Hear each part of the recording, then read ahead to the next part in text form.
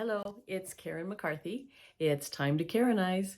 It is Wednesday, Spiritual Health Day, and today I wanted to share about how I stay grounded during the trials of life.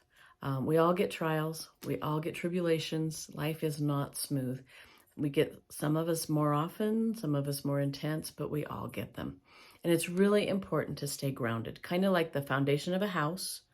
If it's strong, the house can withstand the storm. The roots of a tree, if it has a really strong root system, it can withstand a pretty big storm. So for us, we need to have that root system. And for me, that is my time with God. And it is so important that I remember to take that time, because I can tell when I'm going through trials and I'm really struggling that I can look and go, oh my gosh, I've been so busy and so focused on everything else. I have taken my focus off of Him, and I haven't spent that quality time with Him. Now, quality doesn't necessarily mean quantity. Sometimes we don't have a ton of time.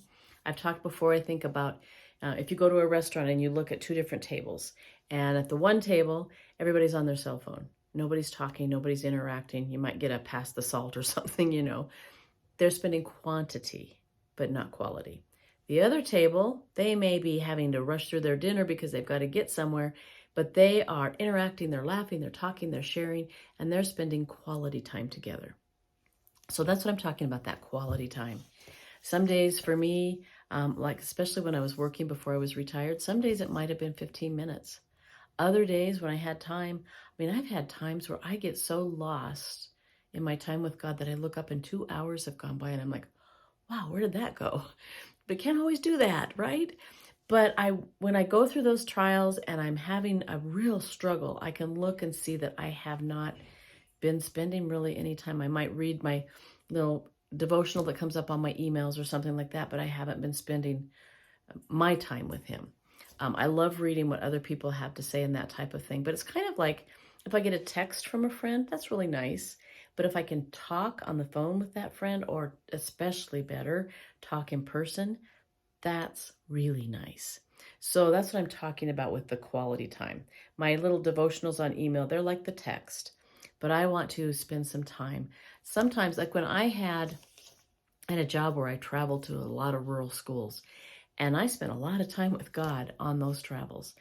Sometimes it would be an hour between schools, and I'd get sermons on tape, I'd put on worship music, I would just talk to Him and spend a lot of time that way. It didn't have to be at home in a structured place, that type of thing. But when I do spend that time, and I love what I call tea time with the Father, grab my cup of tea and I come in and I look at my Bible and I find what I want to study. And I love going back to the original language. I've learned recently how to do that, and finding out exactly what the original language said. Sometimes it really adds a whole new dimension to how you're looking at that verse. So that's really fun. And if you want to know how to do that, let me know. I can give you a couple of ways that you can do that. Maybe even talk about it if I get enough people wanting it. But that time, sometimes my time with Him is just putting on some worship music and just sitting there and letting His love wash over me.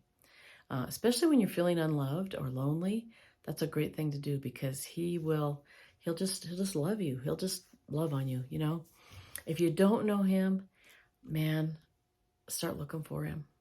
I can help you with that if you want. Let me know and I can talk to you. Because I'll tell you what, it's the most amazing thing in the world to feel His presence and feel Him walking through something with you. Now, we don't always feel Him, though, during those times. I love the poem, Footsteps in the Sand. If you don't know it, just real quickly, it's a person who is seeing life as a beach, and they're saying, God, during the good times, I look behind me, I see two sets of footsteps or footprints. And that's great, but during the hard times, I look behind and I only see one. What's with it? Where do you go? And Jesus says, oh, my child, that's the time that I'm carrying you. You see one set of footprints because I'm carrying you. And it's like, whoa, we don't always feel it, but he says in the Bible, I will never leave you or forsake you. So sometimes we feel like He's gone, but He's not. He's right there waiting for us to step into His presence again, I guess is how you can say it, or to just let Him love on us.